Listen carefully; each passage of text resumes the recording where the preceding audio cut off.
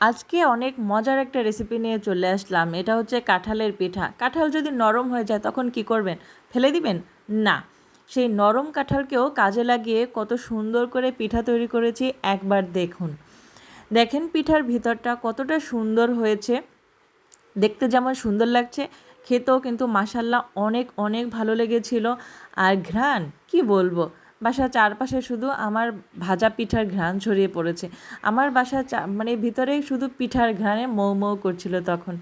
আর এই পিঠা বানানোর জন্য নরম কাঁঠাল ভালো করে চাল নিয়ে চেলে এই কাঁঠালের পিউরিটা বের করে নিয়েছি। আর শিলপাটায় আমি সিদ্ধ চাল বেটে নিয়েছি। আমি হাফ পট সিদ্ধ চাল ভিজিয়ে বেটে নিয়েছি। আর তার সাথে দিয়ে দিয়েছি আটা। আপনারা চাইলে ময়দাও ব্যবহার করতে পারেন, কোনো সমস্যা নেই। হাতের কাছে আটা ময়দা যাই থাকুক সেটাই দিয়ে দিবেন। যতটুকু চাল বাটা নিয়েছি ততটুকুই আটা নিয়ে নিচ্ছি। সমান সমান হলে কিন্তু পিঠাটা ভাজার সময় পিঠাটা ছেড়ে ছেড়ে যাবে না। আর এখন এখানে দিয়ে দিচ্ছি বেকিং সোডা, আর পরিমাণ মতো লবণ দিয়ে দেব, এই নারকেল কোড়া দিয়ে দেব, আর দিয়ে দেব মানে আমাদের এখানে ভালো তালের গুড় পাওয়া যায়, সেই তালের গুড় আমার কাছে আছে, সেজন্য আমি এখানে তালের গুড় ব্যবহার করে নিচ্ছি। আপনারা কিন্তু চাইলে চিনিও ব্যবহার করতে পারেন, মানে যার হাতের কাছে যেটা থাকবে সেটাই ব্যবহার করতে পারেন, কোনো সমস্যা নেই। আর এখন এখানে নারকেল কোড়া দিয়ে দিচ্ছি। আমি এখানে একটা নারকেল কুড়িয়ে রেখেছি, সেখান থেকে পরিমাণ মতো দিয়ে দিচ্ছি। আপনারা চাইলে নারকেলটা বেটেও দিতে পারেন, কিন্তু আমি এভাবেই মানে কুচি কুচি নারকেল দিয়ে দিচ্ছি। আমার কাছে মনে হয় পিঠাটা যখন খাওয়া হয় তখন দাঁতের নিচে এই নারকেলগুলোতে কামড় পড়লে অনেক ভালো লাগে। আর এখন দিয়ে দিচ্ছি কাঁঠালের পিউরি।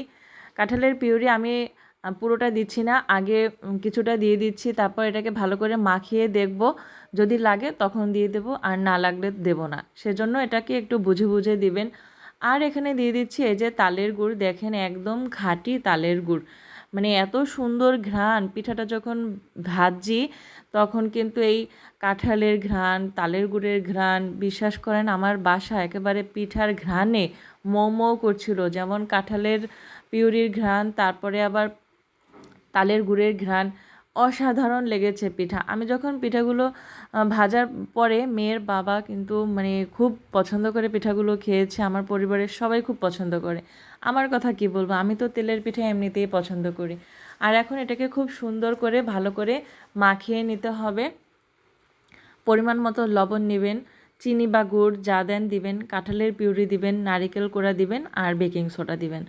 আর এটাকে খুব সুন্দর করে মাখিয়ে 2 ঘন্টা রেস্টে রেখে দিবেন। আমি কিন্তু 2 ঘন্টা রেস্টে রেখে দিয়েছি, কারণ এই যে চালের গুঁড়া, তারপরে এই যে আটা বা ময়দা যাই দেন, এটা কিন্তু 2 ঘন্টা পর্যন্ত রেস্টে রেখে দিলে খুব সুন্দরভাবে সেট হবে। তারপর পিঠাটা ভাজতে গেলে দেখবেন পিঠাগুলো ফুলে একদম ডাবল হয়ে যাবে। এই যে দেখেন। আর পিঠাটা কিন্তু খুব সুন্দর করে মাখাবেন। এই পিঠাটা কিন্তু মাখানোর উপর নির্ভর করে, মানে সব কিছু যত সুন্দর করে মাখাতে পারবেন পিঠাটা কিন্তু মানে ততই বেশি ফুলবে এবং খুব ভালো লাগবে। আর 2 ঘন্টার মতো রেস্টে রেখে দেওয়ার চেষ্টা করবেন, তাহলে দেখবেন পিঠাগুলো একদম খুব সুন্দর হবে, ফুলে ডাবল হয়ে যাবে। তো এই যে দেখেন আমি হাত দিয়ে খুব সুন্দর করে এটাকে মাখিয়ে নিয়েছি। আর এখন মাখানো শেষ হয়ে গেছে। তারপর এটাকে কিন্তু আমি আস্তে আস্তে আমার হাতটা ছাড়িয়ে নিচ্ছি। তারপর এটাকে 2 ঘন্টা পর্যন্ত রেস্টে রেখে দেবো। আর একটা কথা বলে রাখি, আমার চ্যানেলে যদি কেউ নতুন হয়ে থাকেন প্লিজ আমার চ্যানেলটিকে সাবস্ক্রাইব করে পাশে থাকবেন। আসুন আমরা সবাই একত্রে বন্ধু হয়ে যাই। আর দেখেন আমার কাছে মনে হচ্ছে যে আরেকটু কাঁঠালের পিউরি দরকার, সেজন্য আমি আবার একটু কাঁঠালের পিউরি নিয়ে আরেকটু মাখিয়ে এটাকে রেখে দিচ্ছি। তারপরে কারণ আটাটা ফুলে কিন্তু একটু ফুলবে, তারপর চালের গুঁড়োটাও আরেকটু সেট হবে, সেজন্য আরেকটু কাঁঠালের পিউরি দিয়ে মাখিয়ে নিলাম। ব্যাস এখন এটাকে আমি রেস্টে রেখে দেবো 2 ঘন্টার মতো। তারপর চুলায় ভাজতে চলে যাব, সে পর্যন্ত সাথেই থাকুন। এই যে দেখেন এখন এটাকে রেখে দিচ্ছি। আরেকটা কথা, আমার ভিডিওটা যদি কেউ ফেসবুক থেকে দেখে থাকেন তাহলে আমার পেজটিকে ফলো দিয়ে পাশে থাকবেন। সবাই অনেক অনেক ভালো থাকবেন। আর আমার মতো এভাবে কাঁঠালের পিউরি দিয়ে পিঠা বানিয়ে খাবেন, দেখবেন যে কি মজা খেতে। আর এখন কিন্তু আমি চুলায় ভাজতে চলে আসলাম। এখন কড়াইতে তেল দিয়ে দিচ্ছি। আর এখন এই তেল গরম হতে থাকবে। আর তেলটা যখন ভালোভাবে গরম হবে তখন আমি তেলের মানে চুলার আঁচটা একদম কমিয়ে রেখে পিঠাগুলো ভাজবো। এই যে দেখেন এখন আমি একটু একটু করে দিয়ে দেব। আর এটাকে দেখেন আমি চুলার আঁচ কিন্তু অনেক কমিয়ে রেখেছি। কারণ হচ্ছে এই পিঠাটা ভাজতে গেলে কিন্তু চুলার আঁচ অনেক কম রেখেই ভাজতে হবে। চুলার আঁচ যদি বেশি দেন তাহলে কিন্তু উপর থেকে কালার চলে আসবে ঠিকই, কিন্তু ভিতর থেকে কিন্তু পিঠাটা কাঁচা থেকে যাবে, ভালো ভাজা হবে না। তাই বলছি অনেক একটু আঁচ কম রেখে এটাকে ধৈর্য ধরে সময় নিয়ে ভেজে নেবেন, তাহলে দেখবেন পিঠাগুলো কিন্তু অনেক সুন্দরভাবে ভাজা হবে। পিঠা যদি উপর থেকে ভালোভাবে ভাজা হয় আর ভিতর থেকে যদি কাঁচা থেকে যায় তাহলে কিন্তু সেই পিঠা খেতে ভালো লাগে না, ভিতরটা কাঁচা কাঁচা থেকে যায়। তাই বলছি একটু কষ্ট করে ধৈর্য ধরে সময় নিয়ে আস্তে আস্তে লো হিটে রেখে এগুলোকে ভেজে নেবেন। আর এইভাবে যদি পিঠা বানান, বিশ্বাস করেন বাসার সবাই অনেক পছন্দ করবে, আপনি তো এই পিঠার ফ্যান হয়ে যাবেন। আর যদি মেহমানকে খাওয়াতে পারেন তাহলে তো আর কথাই নেই, তারা অনেক অনেক পছন্দ করবে। এই যে দেখেন আমি যেভাবে পিঠা বানাচ্ছি আমার এইভাবে রেসিপি ফলো করে বানাবেন, বিশ্বাস করেন বাসা ঘ্রাণে একদম মৌ মৌ করবে পিঠার ঘ্রাণে। আর সবাই কিন্তু দৌড়ে চলে আসবে আপনার কাছে যে কি পিঠা বানানো হচ্ছে, এত ঘ্রাণ কেন। বিশ্বাস করেন আপনারা কিন্তু পিঠার কালারটা দেখে বুঝতে পারছেন যে এটা খেতে কত মজা হবে। আমার যখন পিঠাগুলো ভাজা হয়ে যাবে তখন আপনারা খেয়াল করে দেখবেন পিঠাগুলো কিন্তু অনেক সুন্দর করে ভাজা হয়েছে। আর ভিতরটা তো আমি প্রথমেই ভেঙে দেখিয়েছি যেটা কেমন হয়েছে, ভিতরটা অনেক ভালো লাগে খেতে অনেক। আর কাঁঠালের সিজনে কিন্তু কাঁঠাল যদি নরম হয়ে যায় আমি কিন্তু কাঁঠাল আমি খুব পছন্দ করি, সেটা শক্ত কাঁঠাল হলে বেশি পছন্দ করি। আর যদি কোনোভাবে নরম হয়ে যায় সেটাকে কিন্তু আমি এইভাবে কাজে লাগে, এইভাবে পিঠা বানিয়ে খেতে পারি। আপনারা কিন্তু চাইলে কাঁঠালের পিউরি এভাবে বের করে বক্সে ভরে ডিপে রেখে দিয়ে সংরক্ষণ করতে পারেন, সারা বছর কিন্তু খেতে পারবেন এভাবে, মাঝে মাঝে যখন মনে চাইবে বানিয়ে খেতে পারবেন। তো এভাবে কিন্তু পিঠা খেলে অনেক ভালো লাগে, সন্ধ্যার আয়োজনে কিন্তু অনেক ভালো লাগে। সবাই একসাথে বসে এক গাবলা পিঠা নিয়ে যদি বসেন আর সবাই একসাথে বসে খান, এর কিন্তু মজাই আলাদা। পরিবারের সবাই একত্রিত হয়ে পিঠা খাওয়া, তারপরে বিভিন্ন ব্যাপারে কথা বলা, এটা কিন্তু অনেক জমে ওঠে।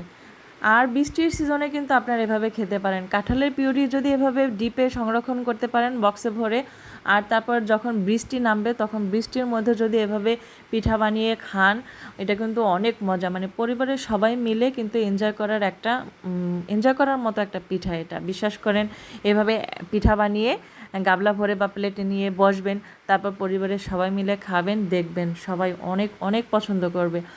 আর এইভাবে কিন্তু সবাই একত্রিত হওয়া হয় না বা সবাই বসে খাওয়া হয় না, কিন্তু এভাবে যদি করেন বিশ্বাস করেন অনেক ভালো লাগবে।